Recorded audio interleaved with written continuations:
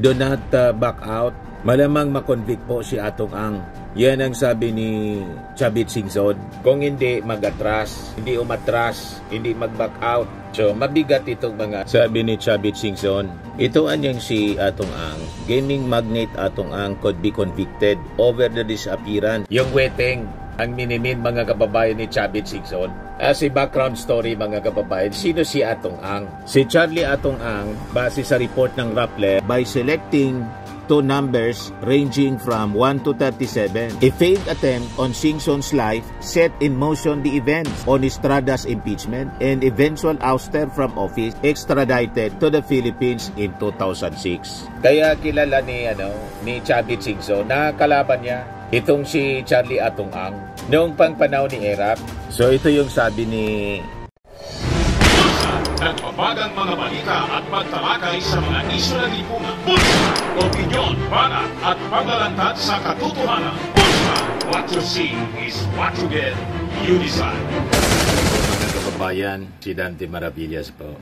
Dito muna tayo sa ating podcast po, Live with Dante M. Pati si dating Ilocos Governor Chavit Singson po, nagsalita na rin sa missing Sabongeros. At may mabigat siya, mga kababayan, na mga pahayag. O ito yung sabi niya, if witnesses do not back out, malamang makonvict po si Atong Ang.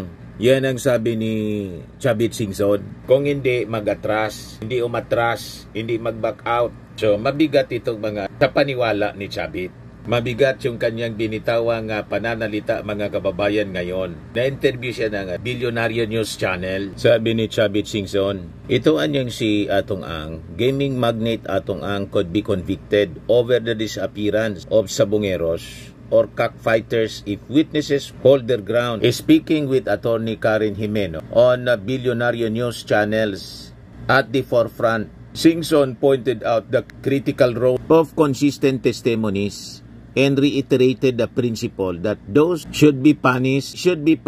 Pero sa paniwala ni Chavit Singson, walang kinalaman si actress Gretchen Barreto sa missing Sabongeros. Yan ang paniwala mga kababayan ni Chavit Singson. Sa tingin niya, hindi involved ang actress kapag kawala ng mga Sabongeros, taliwas sa naging testimony ni alias Totoy. Pero mas maganda talaga na maimbestigang mabuti po. Para yung mga hindi naman talagang kasama, huwag namang masabit sa napakalaking problemang ito. Napakaseryoso po. More than 100 Sabongeros yung sabi pinatay at itinapon. Hindi lang sa Talik, may mga ibang areas pa daw, sabi ni General Torre.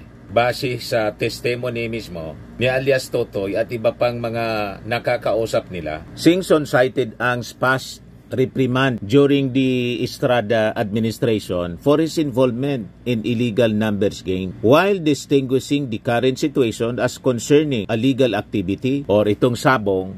He lamented the gravity of the disappearances. Sabi ni Chavit, well, napagsabihan na si Atong Ang noon, na-reprimand na siya noon during the time of former President Joseph Estrada na wag nang magnegosyo tungkol sa illegal number games. Yung weteng ang minimin mga kababayan ni Chavit Singson. As a background story mga kababayan, sino si Atong Ang? Si Charlie Atong Ang, base sa report ng Rappler, rose to national prominence in 2001 when he became co-accused and subsequently jailed in then President Joseph Estrada impeachment trial. The report said Ang triggered the rift between Estrada and then Ilocos Sur Governor and Wetting Lord Luis Chavit Singson. Estrada allegedly gave Ang the green light to operate Weteng, which threatened to put Singson out of his illegal business. Weteng is an illegal numbers game played by selecting two numbers ranging from 1 to 37. A failed attempt on Singson's life set in motion the events on Estrada's impeachment and eventual ouster from office. Singson turned on Estrada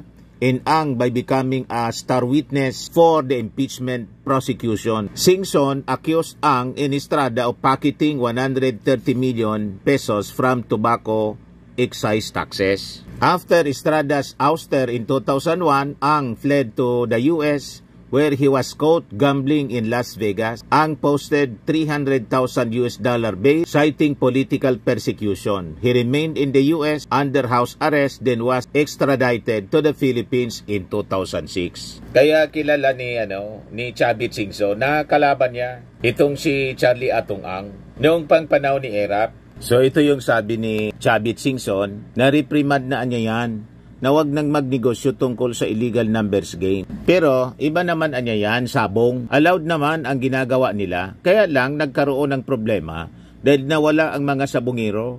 So whether true or not, it's a problem. They have to prove it and nobody is above the law.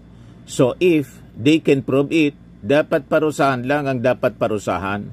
Kung di totoo din, they have to clear lahat ang demanda nila. So yun ang posisyon mga kababayan ni Chavit Singson sa issue ng missing sabongeros. Ngayon, nang tanungin si Chavit if Ang could overcome the issue, Singson was emphatic about the crucial role of witness resolve. Sabi po ni Chavit Singson, dependihan niya sa mga ebidensya. Yung mga witnesses kung hindi mag-back out, magko-convict yan. Pero karamihan dito sa Pilipinas, ang napansin ko, we have good laws but the implementation are bad. Maski na tama ka, nababaliktad. Yan sa hustisya Pag natalo ka o nanalo, aakyat ka sa itaas, nababaliktad pa din. Dapat ma-review rin ang mga batas, madisiplina rin ang judges natin. May patama po pati sa mga judges. But inadmit naman po, maging ni DOJ Secretary Boying Rimulya na may mga connection daw ang suspect sa missing sabongeros up to the Supreme Court. Kaya kinausap niya nga si Chief Justice Alexander Gismondo at ang sabi, nagsasagawa na rin ng investigasyon yung Supreme Court. So pag inanalyze mo yung statement ni Chavit Singson, pag hindi nag-back out, magko-convict. Madaling sabi, sa kanyang pananaw, naniniwala siya na may kinalaman si Ang. Di ba ganyan ang ewan ko kung tama. Pero ako, tama naman siguro yung aking interpretation dito. Ayan sabi niya, depende sa mga ebidensya. Yung mga witness, kung hindi magbaback out, magko-convict yan. Pero karamihan dito sa Pilipinas, ang napansin ko, we have good laws but the implementation are bad. Maski na tama ka, nababaliktad yan sa hustisya diba, mga kababayan? Kung hindi babaliktad ang testigo. So yun ang paniwala ni Chavit Singson. Ibig sabihin, sa paniwala niya, guilty si Atong Ang. Sa bagay, di mo man mabiblame, kalaban niya si Atong Ang. Singson did not blink about the influence of money in the Philippine justice system. Malaki, sabi po niya. When asked about its impact, nababago lang referring sa desisyon. Nabibili ang mga testigo. Marami mababago dyan kasi wala tayong isang salita. Dapat may isang salita na aangat tayo. Sa ibang bansa, bawal magsinungaling. Dito ordinary nang magsinungaling. At minsan, mas pinapaniwalaan pa dito yung kasinungalingan. Harap-harapan yung pagsisinungaling dito po. Proud pa yung sinungaling at mga supporters ng sinungaling. Yan ang problema dito, mga kababayan sa Pilipinas. Ngayon, sa paniwala niya, si Gretchen Barreto, inosente. Addressing the relationship between Ang and Barreto, Singson was cautious but ultimately downplayed Barreto's direct role in the missing persons case. Mahirapan niya madamay sa relasyon nila. Sa madamay marites nila, although nakikita naman na madalas sila na magkasama sa sabong, sabi ni Singson. But I don't think kasama sa mga nangyayari si Gretchen, although magkasama sila palagi. Kung may mga nasabi man si Atong, hindi niya sasabihin kay Gretchen, especially ang mga bagay na yan tungkol sa problema sa sabungan, although kasosyo siya sa sabungan. When pressed if he believed Barreto's role was solely as an investor, Singson firmly replied, yes, I believe na investor lang si Gretchen. Sa testimony kasi po ni alias Totoy, ang sabi, si Gretchen alam at kasi kasama niya sa meeting at nag-approve, yun ang aligasyon, mga kababayan, na kailangan talaga imbestigahan na malalim. Ngayon, kahapon, pati yung NBI nasabit. Nag-react si NBI Director Jimmy Santiago na lumalabas sa testimony ni sinasabi ni alias Totoy, itong si Jolie Dondon Patidungan, inuutosan daw ng NBI yung PNP. Medyo sablay yata kasi hindi man na under ng NBI yung PNP. Unless sa buwatan. O ngayon, may bagong development. Nag-recant daw si alias Totoy sa kanyang naunang statement na may mga sangkot sa ilang personnel ng NBI. Ito ngayon yung statement ni Director Jimmy Santiago. Yan na wala namang NBI na-involved doon sa Bungero case na yan, ay maraming salamat sa kanya at kami na-clear. So patuloy ang tiwala ng publiko sa NBI. So how do you feel now? Yes, maluwag na maluwag ang aking damdamin. No? Kaya nga sabi ko sa kanya, ako tiwala ako talaga na walang involved eh. Kaya sinabi ko sa kanya, pangalanan mo kung sino. Matapang ako. Dahil kung meron akong alam, hindi ako makakakibo ng ganun. Okay. Salamat sa inyo. Salamat. Tuwang-tuwa si Director Santiago na clear yung pangalan ng National Bureau of Investigation. Kasi siyempre, mawawala ng tiwala yung mga tao sa NBI. O ngayon, naglabas na rin ng statement yung CBCP, Catholic Bishop Conference of the Philippines, sa issue ng Pogo, Isabong, online sugal. Kasi sunod-sunod na controversy, mga kababayan, ang kinasangkutan nitong mga illegal gambling activities, pati legal gambling, nagbunga ng sari-saring krimen sa ating bansa. Ito yung pahayag ng Catholic Bishop Conference of the Philippines. Ayan CBCP. Isang pahayag ukol sa moral at panlipunang krisis dahil sa online gambling, quoting Lucas 4:18, palayain ninyo ang mga biha. Minamahal naming mga kababayan Pilipino at mga kapatid kay Kristo. Kami po ay lubos na nababahala sapagkat tila may bagong salot o virus na sumisira sa mga individual, pamilya at lipunan. Ito ay tahimik na kumakalat at nagdudulot ng malawakang pagkaalipin. Ang salot na ito ang pagkasugapa sa online gambling o sugal sa internet. Akala natin nakaligtas na tayo sa Pogo at Isabong at hindi may pagkakaila malalang epekto ng mga ito na hanggang ngayon ay ating dinarana. Pero narito ang bagong muka ng pagsusugal. Hindi natin namamalayan, talamak na ito at marami kasama na ang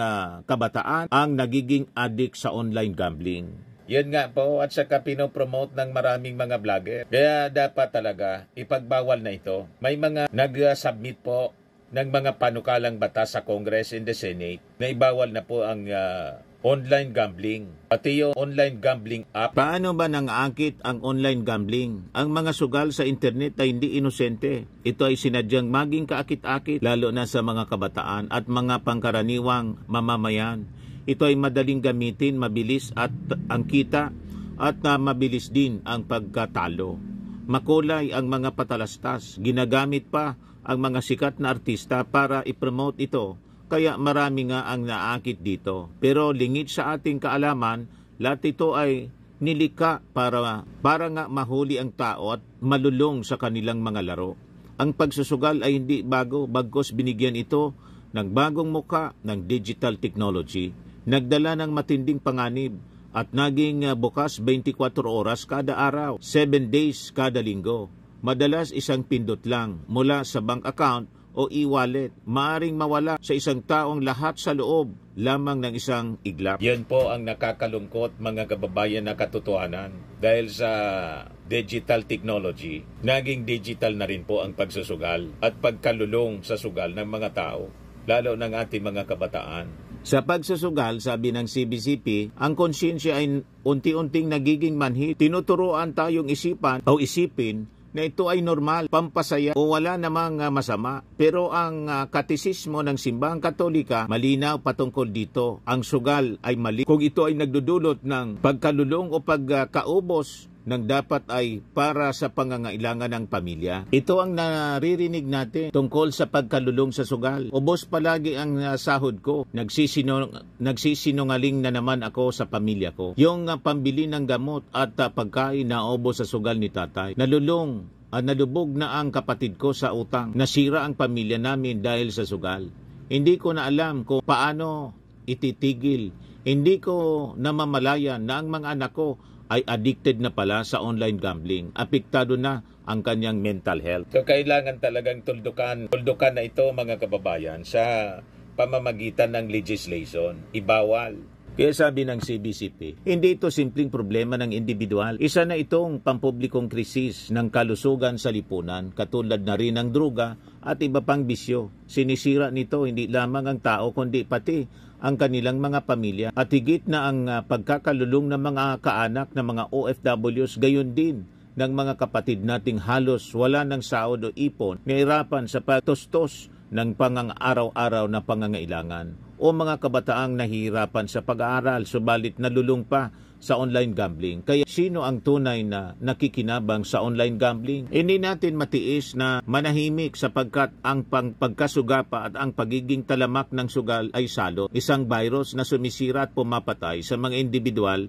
pamilya at lipunan. Kaya kami bilang inyong mga obispo ay nananawagan sa lahat na kilalanin ang pagkalulong sa sugal ay isang pampublikong isyu sa kalusugan na dapat pagtuunan ng sapat na edukasyon, batas at gamutan sa pamahalaan na lagyan ng karampatang kontrol ang mga online payment systems para hindi maging ganun kadali ang pagpasok ng mga sugalang ito online. Naway maprotektahan ang ating kabataan mula sa mga laro ng sugal sa mga online payment systems na ito. Sa advertisers at media, itigil ang romanticization ng sugal at ipakita ang totoo nitong epekto. Sa mga ahensya ng gobyerno kasama ang PAGCOR, gawing tunay na prioridad ang pangangalaga sa kapakanan ng nakararami at hindi ang pagtutulak ng sugal para lamang sa maaring kitain mula rito. Sa mga parokya na maging aktibo sa pagtulong sa mga tao at pamilyang apektado ng sugal at huwag manatiling tahimik o magsawalang kibo. Sa pamahalaan, mga mambabatas at mga local government units na tiyakin ang ikabubuti ng mga tao ng bayan at kinabukasan ang unang isaalang-alang sa pagbibigay permiso o sa pagsasabatas ng anumang uri ng sugal. Huwag sana ngayaang dahil sa kinang ng pera, isasakripisyo ang tunay na mahalaga.